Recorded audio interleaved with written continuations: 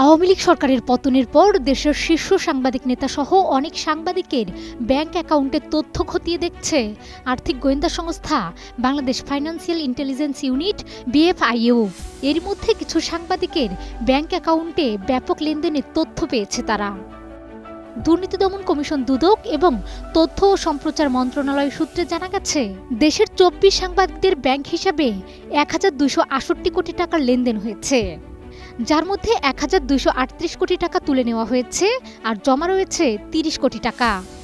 এই 24 সাংবাদিকদের বিষয়ে তদন্ত করে ব্যবস্থা নেওয়ার জন্য দুদককে চিঠি দেওয়া হয়েছে। এদের মধ্যে সর্বোচ্চ লেনদেন হয় দৈনিক ভোরের কাগজের সম্পাদক ও জাতীয় প্রেস ক্লাবের সাবেক সাধারণ সম্পাদক কারাবন্দী শ্যামল দত্তের ব্যাংক হিসাবে। তার 23টি ব্যাংক হিসাবে শুরু থেকে এ পর্যন্ত 1042 কোটি 52 লাখ টাকার লেনদেন হয়েছে। এর মধ্যে তার হিসাবগুলো থেকে 1021 কোটি 40 লাখ টাকা তুলে নেওয়া হয়েছে আর বর্তমানে 21 কোটি 11 লাখ টাকা জমা রয়েছে। বর্তমানে হত্যা মামলায় কারাবন্দী শ্যামল দত্ত।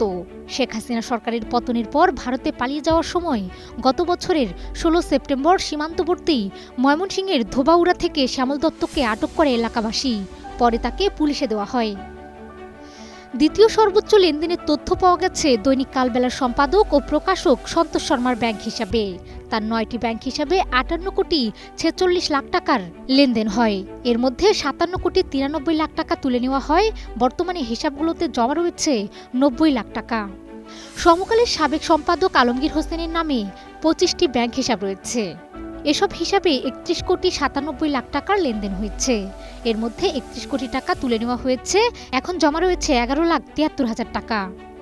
বাংলাদেশ প্রতিদিনের সাবেক সম্পাদক নঈম নিজামের 22টি ব্যাংক অ্যাকাউন্টে 16 কোটি 76 লাখ টাকা ও তার স্ত্রী ফরিদা ইয়াসমিনের 17টি ব্যাংক হিসাবে 10 কোটি টাকা জমা হওয়ার তথ্য পাওয়া গেছে।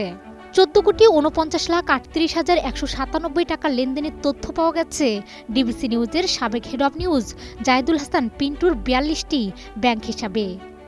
দৈনিক ইত্তেফাকের সাবেক সাংবাদিক ফরাজি আজমল হোসেনের 15টি ব্যাংক হিসাবে 11 কোটি 47 লাখ টাকা জমা করা হয়েছে। এছাড়া বাকিদের ব্যাংক হিসাবেও অসামঞ্জস্যপূর্ণ লেনদেনের তথ্য পাওয়া গেছে, যা দেশের একটি জাতীয় দৈনিকের প্রতিবেদনে তুলে ধরা হয়েছে। বিশ্লেষকরা বলছেন, এই আয় অবশ্যই অস্বাভাবিক, বৈধ আয়ের সঙ্গে সামঞ্জস্যপূর্ণ নয়। তদন্ত করে ব্যবস্থা নেওয়ার দাবি তাদের। মাহমুদা বিথি, 21 টেলিভিশন।